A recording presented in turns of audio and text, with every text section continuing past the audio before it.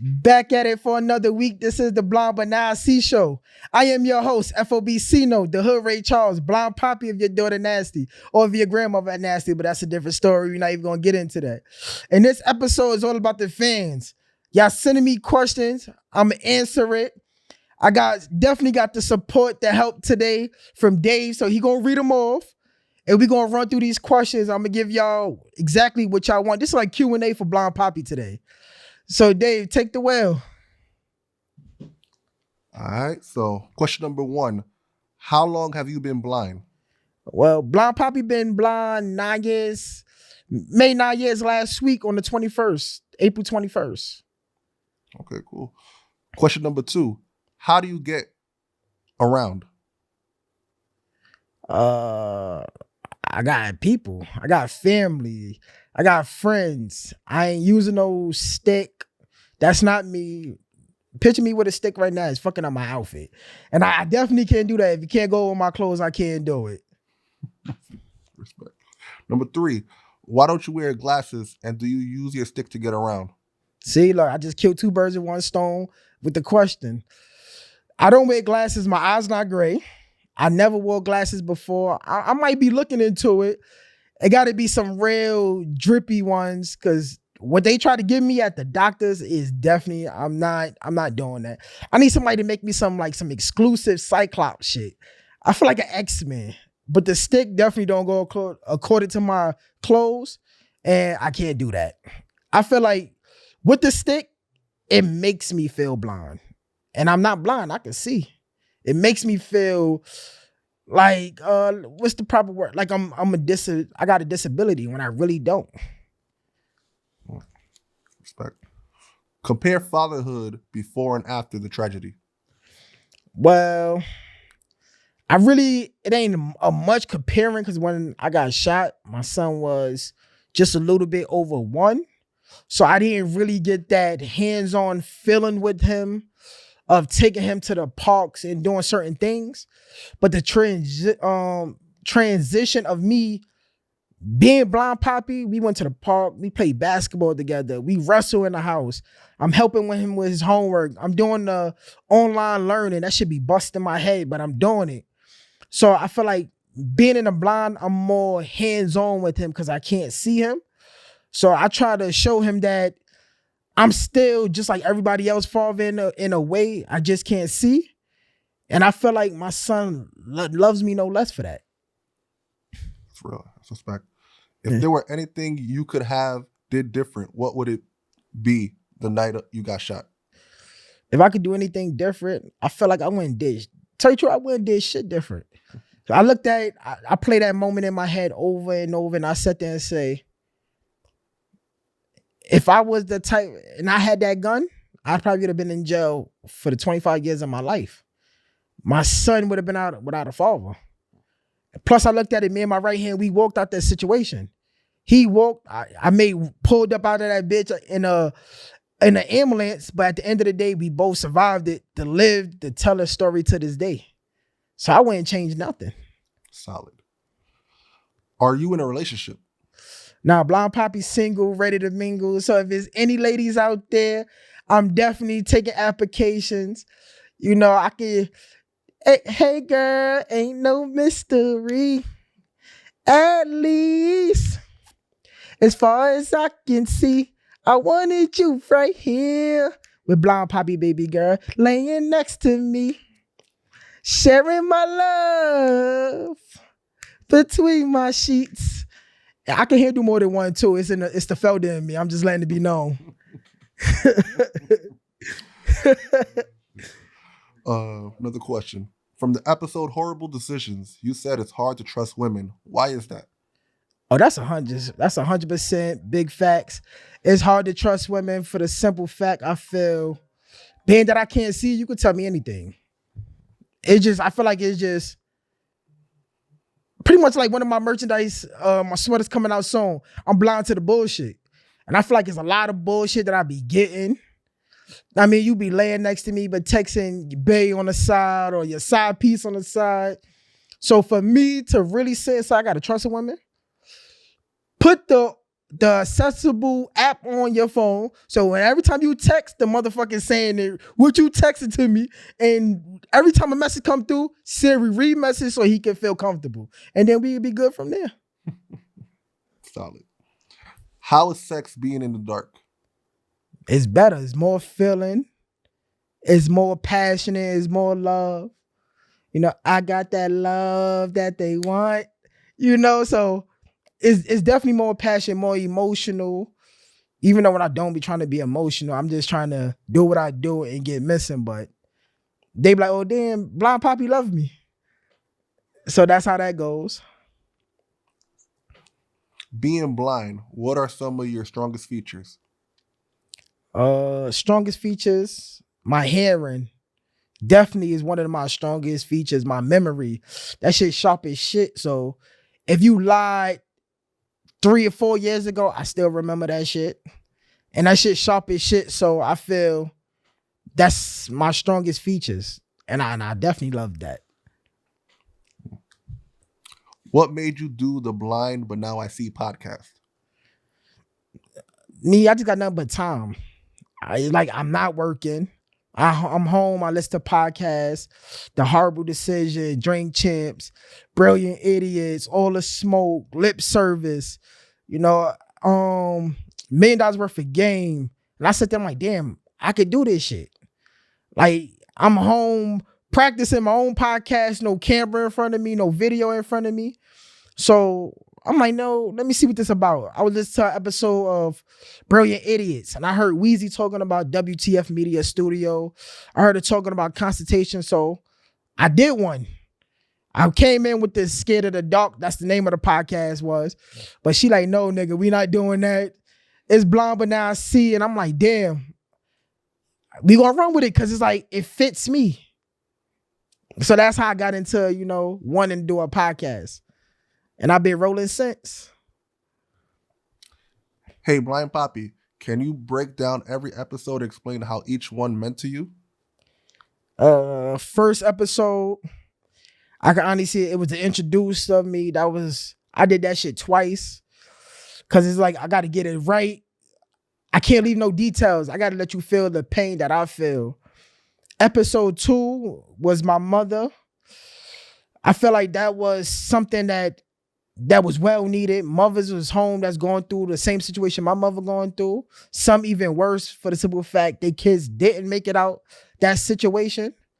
So I felt like that was needed. The third episode was mental health. That was, I can honestly say, my hardest episode. My mental health episode, because it's like I really had to talk about everything from the suicide to the demons, the dark moments I had. And I felt like that was well needed because it's somebody home going through these same problems that need that. Episode 4 was my son. That was the funnest episode. I'm on the couch with my dog. My son is like, he's not a kid no more. He see from me as you've seen from the other episodes. Episode 5, my sister Miranda, it wasn't scripted. It was a conversation that we first had in this studio that was well needed because we got a lot off our chest. It could have covered more, but I felt our relationships is way better than what it was today. And I definitely appreciate that. Nothing but love to her. Congratulations, PhD. We going for that. Episode 7. What was episode 7? Oh, motivation. That was motivation because a lot of chances people don't give. You got to kick through that door. You got to break every barrier. You got to take what you want because nobody ain't going to give it to you. That's why I started the business Black Cnote because it's all about that black dollar, and that's what I'm about. I just took that dollar and add 2 zeros on behind that bitch. Episode 8 was my 9th year anniversary going back to with my dog. So we listened to the story from his perspective. And that's how, it was well needed. A conversation that I'm not just the only one going through it, he going through it too, because he seen me when I had just a little bit of life left to me. Episode 9, it's nothing but love. It's the family. It gets no bigger than that. It gets no richer than that. I'm macking with my siblings. That's love. All right. How would you describe yourself as a person? I'm humble. I'm calm. I'm a beautiful person to fuck with. Love and loyalty. That's all my heartbeat. But you cross me over, you definitely would see the devil with a white suit on. I'm just letting it be known. I love the episode with you and your sister. Do you feel this episode is needed for the broken relationship? P.S. Congrats with the PhD. The PhD? Yeah. I definitely feel like the episode was definitely needed. Me and my sister had bad blood, which I mean, like I killed another 2 birds with 1 stone with the question. We had a lot of bad blood, a lot of tension with each other. We wasn't seeing eye to eye. As you see in the episode, I wanted to hurt her. But sitting on this couch, I seen her point of view of the situation and things that she was going through that I didn't know, that I could hug my sister today and say, I'm happy that we had this. I love it. And as you say, I'm proud of her. So it definitely was an episode that was needed. And if you home and you're going through that same situation, don't wait to have that conversation because you never know when can it happen again. What was the hardest episode to do? My mental health episode. I had to talk about me trying to commit suicide to the world. That shit was definitely not something easy to say. I was hungover. When I did that episode, sweating like a motherfucker, like, damn, I'm really about to release this shit. So definitely that was my hardest. Mm-hmm. Where do you see Blind Papi 5 to 10 years from now? 5 to 10 years, Blind Papi. Oh, on a Black Effect, that's 100%. So Charlemagne, it ain't no Black Effect unless Blind Papi on it. I mean, definitely my own reality show I'm gonna release for the love of Blind Papi, something like The Flavor of Love, but just the blind version of it. I'm definitely gonna make my own condoms, hit them with the stick. Oh, and I did research. Is nobody in history that was blind and did porno. I'm making 1 porno video. Blind Papi coming at you. Definitely. And owning real estate land. That's what Blind Papi want to do. Hey, Blind Papi, because my girl is nasty, LOL. What are some of the things I could do to satisfy my girl in the bedroom? Okay, you asked Blind Papi, how can you satisfy your girl? I'm not even gonna say you can send it to me and I can show her. She could. Nah, I ain't gonna say that. But on another note, like I talked about in my last episode, buy a shower curtain and put a little baby oil on it. Y'all can wrestle with it, get all greasy. Another trick is get her favorite now later. Put it in a cup, a little bit of water in a microwave and mix it all up. And put it on the parts that you want her to cater to. And she gonna put more effort and dedicated and like, where did you get this from? She love it. She gonna start going to dollar deals and get the whole packs of candy just for you. And then you don't gotta tell her you learned it from Blind Papi. Just know I'll be waiting for that check in the mail saying that thank you, Blind Papi, for helping me out.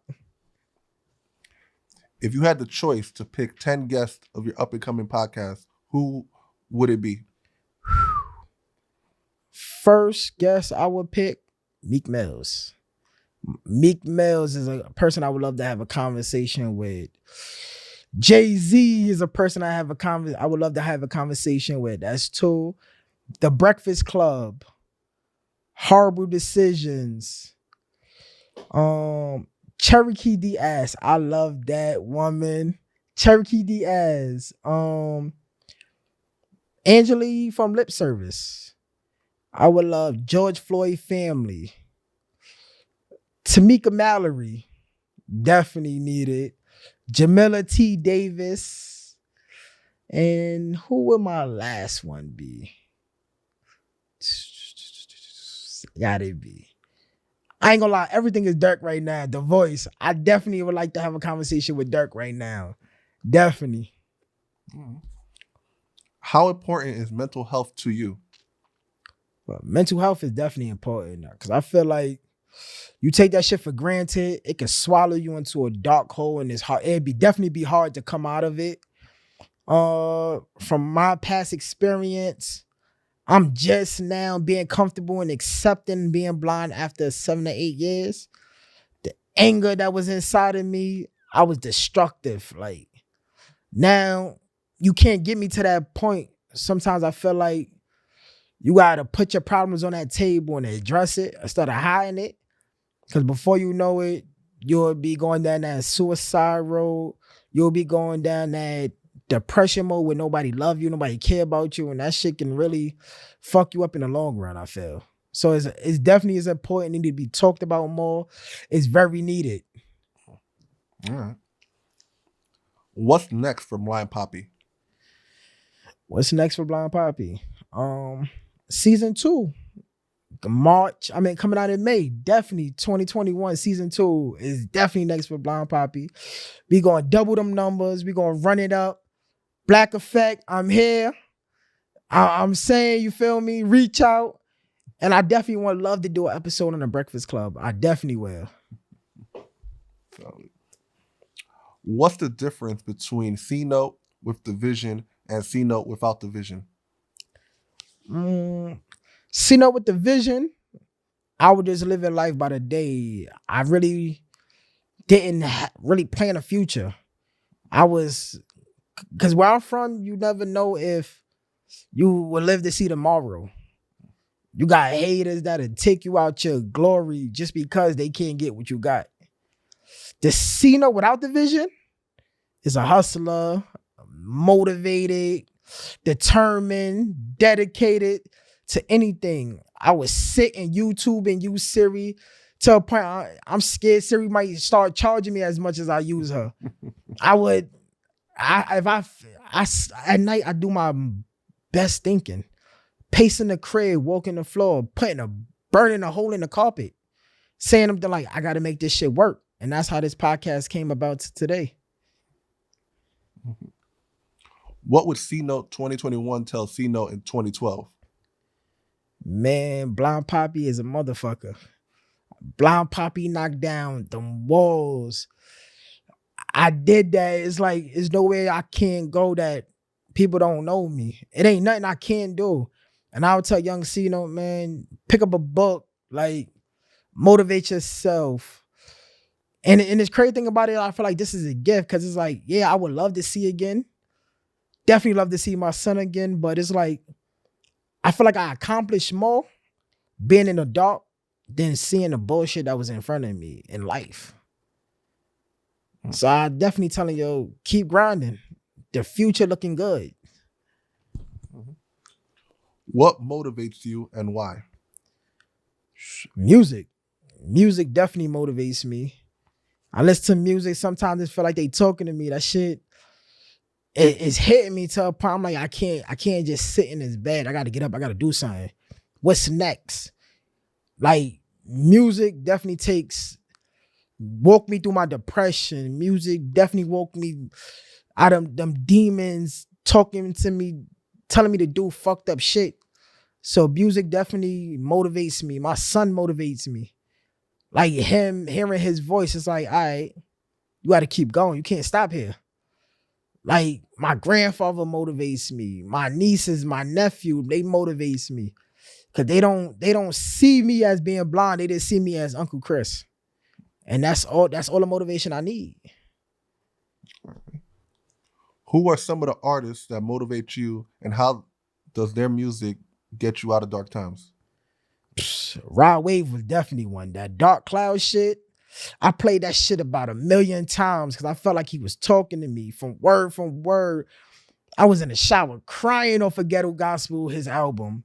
And it's like, yo, I can relate to this album. Shit he talking about is like, damn, this is what I'm going through right now. Like, what the fuck? It's like, he wrote this album about my life. He wrote this song about me. Little Durk, The Voice. Definitely another album. Durk last mixtape, what it was? Because what it was? Y'all been waiting. Sorry, something. I forgot the name of the mixtape. Another one that walked me through it. Jay-Z 444 motivated me to go get it. It ain't gonna come and drop in your lap. You gotta go get it. Like, make a change. And those are some of the artists that changed my life and put an effect on me. All right, last question. How would a first time date go with Blind Papi? It depends. First, I gotta check you out, see what type of girl you is. That determines if we're gonna go to IHOP.